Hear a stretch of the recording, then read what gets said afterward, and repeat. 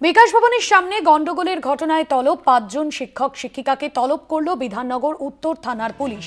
৫ জন শিক্ষক শিক্ষিকাকে তলব করা হয়েছে বিধাননগর উত্তর থানার পুলিশের তরফে। বিকাশ ভবনের সামনে গন্ডগোলের ঘটনার জেরেই তলব করা হয়েছে ৫ জন শিক্ষক শিক্ষিকাকে তলব বিধাননগর উত্তর থানার।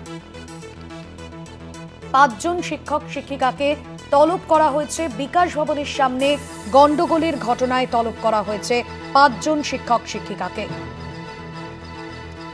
অরিত্র রয়েছেন আমাদের প্রতিনিধি ফোন লাইনে। অরিত্র, ঠিক কখন তাদেরকে তলব করা হয়েছে, এখনো পর্যন্ত তারা হাজিরা দেবেন কি জানা যাচ্ছে? দেখো, বিকাশ ভবনের সামনে যে গন্ডগোলের ঘটনা, সেই ঘটনায় বিধাননগর কমিশনারেট তথা বিধাননগর উত্তর থানার পুলিশের স্ক্যানারে এই মুহূর্তে ১৫ জন। যেটা পুলিশ সূত্রে খবর পাওয়া যাচ্ছে, সেদিনে গেট ভাঙচুর থেকে শুরু করে যে তাণ্ডবের ঘটনা ঘটে, সেই ঘটনায় ১৫ জনকে চিহ্নিত করেছে বিধাননগর উত্তর থানার পুলিশ, যেটা পুলিশ সূত্রে খবর। তারই মধ্যে ৫ জনকে আগামী ২১ তারিখ সকাল ১১টার সময় বিধাননগর উত্তর থানায় হাজিরা দিতে সাবান পাঠানো হয়েছে এবং বিএনএস এর একাধিক ধারা সহ পিডিপিপি অ্যাক্টের আওতায় মামলা দায়ের করা হয়েছে তাদের বিরুদ্ধে। এবং একই সাথে পুলিশের তরফ থেকে এটাও স্পষ্ট করে দেওয়া হয়েছে যে যদি কোনোভাবেই তারা এই নোটিশ পাওয়ার পরে হাজিরা এড়িয়ে যান, তাহলে গ্রেপ্তারও পর্যন্ত করা হতে পারে এই সমস্ত চাকরিহারা শিক্ষক শিক্ষিকাদেরকে। এখন দেখার বিষয় আগামী ২১ তারিখ তারা হাজিরা দেন না।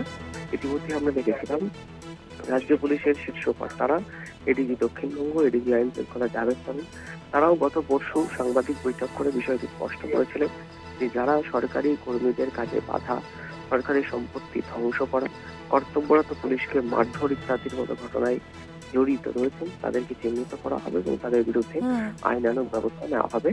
সেই মোতাবেকই কিন্তু এই ৫ জন শিক্ষক শিক্ষাকর্মীদেরকে আগামী ২১ তারিখ ডেকে পাঠানো বিধাননগর উত্তর থানা। ধন্যবাদ তোমায়।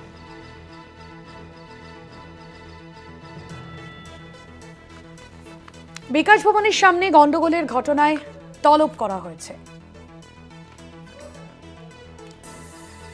শিক্ষকরা তলবের পরে কি বলেছেন শোনাবো। আপাততভাবে আমরা ৫ জনের কাছ থেকে ইন্ডিভিজুয়ালি পেয়েছি, কারণ তাদের ইন্ডিভিজুয়াল হোয়াটসঅ্যাপে এটা পাঠানো হচ্ছে।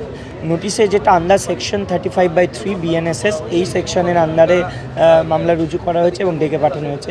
কাউকে আগামীকাল 11টার সময় বিধাননগর নর্থ পিএসে, কাউকে ২১ তারিখে রাখা হয়েছে। তো আমরা যেটা দেখতে পাচ্ছি যে সেখানে বলা হচ্ছে যে সরকারি সম্পত্তি নষ্ট এবং মানে অন ডিউটি সরকারি অফিসারকে বাধা দেওয়া বা থ্রেট করা হয়েছে, এরকমভাবে দেওয়া হয়েছে। তো আমাদের একটাই কথা যে আমরা যারা যোগ্য হয়ে রাস্তায় ছিলাম তারা তো শান্তিপূর্ণ বিক্ষোভই দেখাচ্ছিলাম, কাউকে কোনো আঘাত হানা হয়নি। বারবার অ্যানাউন্স করেছিলাম আমরা যে কাউকে কোনো রকম অসুবিধায় ফেলা হবে না, যা দরকার সেটা ভেতরে পৌঁছে দেওয়া হবে। রাস্তায় দিনের পর দিন আমরা পড়েছিলাম, তারা ভেতরে একটা দিন আটকে থাকতে পারলেন না, তাও এসি ঘরে। তাহলে এই ধরনের অসভ্যতামিগুলো কেন করা হচ্ছে?